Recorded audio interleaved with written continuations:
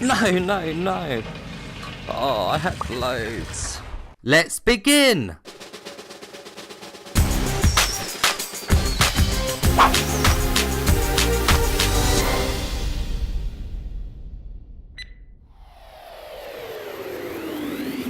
In Cave Digger, you are lowered into a mine and must dig out as much loot as possible before the time limit runs out. The graphics are very sharp, and as you would expect from being in a tight spaced elevator, the depth on everything is amazing. The texture quality is great, and everything has highly detailed models. There is only snap turning and teleportation. Gameplay wise, these don't really put you at a disadvantage, but it's still annoying that games are still releasing without a smooth turning and free movement as an option. You can play seated, and surprisingly it plays quite well in this position. The only issue you will most likely come face to face with is the position of your PlayStation camera. It does need to be in line with the headset, as there is no height option in the game. You begin the game with a pickaxe, and the first thing you will notice is that each impact from the axe does actually affect whereabouts each rock starts to break from. It's not 100% precise, as each rock is really only made up of a few parts, but it is still very impressive and quite immersive. If a destroyed rock contains a piece of loot,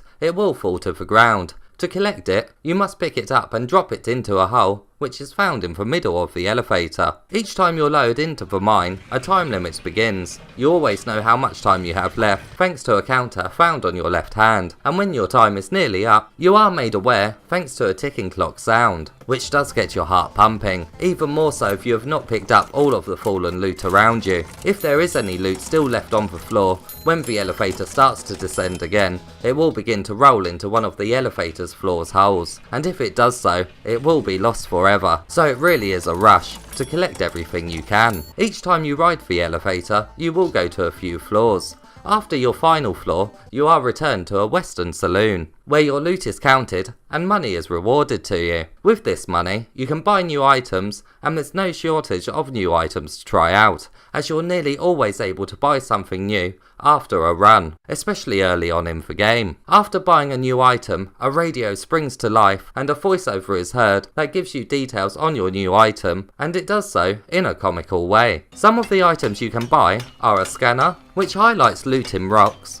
Dynamite can be used to demolish large sections of walls. This does need to be lit first by a candle, which you can also buy. Drills are used to get oil. Drilling a hole actually makes oil stream out, so you need to hold a bucket under it to collect it, and an electronic saw can cut around rocks to safely remove a piece of pottery or fossil. A lot of these items also have upgraded versions of themselves. Of course, their efficiency is improved, which does make your next mining outings easier, but they can have comical additions too, such as the pickaxe that automatically hits, and a scanner that has a camera attached. The best item in the game though is the Thanos glove, as when you have found and powered it up by finding all of its crystals, it makes the process of mining so much easier. The most notable power-ups is that you can use it to punch through rocks and also to gather up all the loot more quickly. The game tries to give you some extra motivation to keep on mining by giving you a task list, but it doesn't describe exactly what you must do. Some may like this mystery, but personally, I would have liked a little bit more guidance. The game's main motivation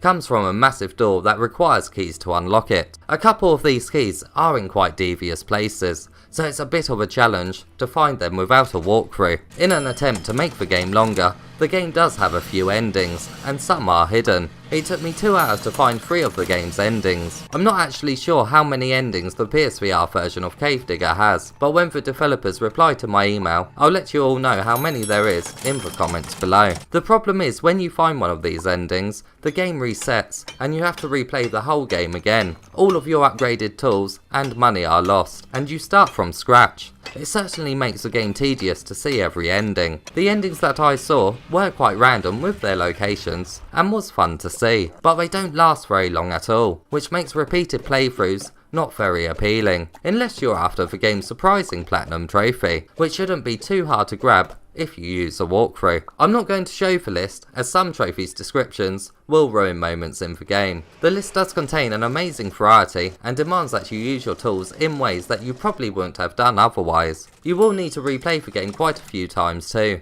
as some trophies are tied to the different endings. It's actually one of the better trophy lists for a VR game, which is surprising for a game that is all about mining. Although Cave Digger is mainly a game all about digging in a mine, it can be quite addictive, to begin with anyway. After you have seen a couple of the endings, you realise new playthroughs are really going to play out in basically the same way, due to no different loot appearing or tools to mess around with. That is, until the different ending. This does make it a game that is best experienced in short bursts every so often, if you plan on seeing everything. The gameplay that is here is very high quality though, and the tools that you have at your disposal do work very well. If you're looking to kill a few hours, and the premise of this game is appealing to you, I'm sure you won't be disappointed, and the price is very good for such a well-made game.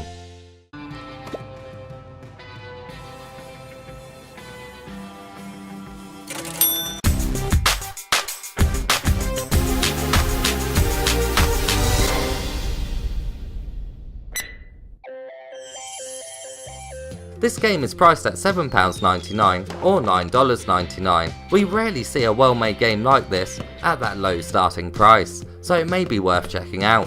As always, if you found this review helpful, please give it a thumbs up and subscribe for more PSVR content.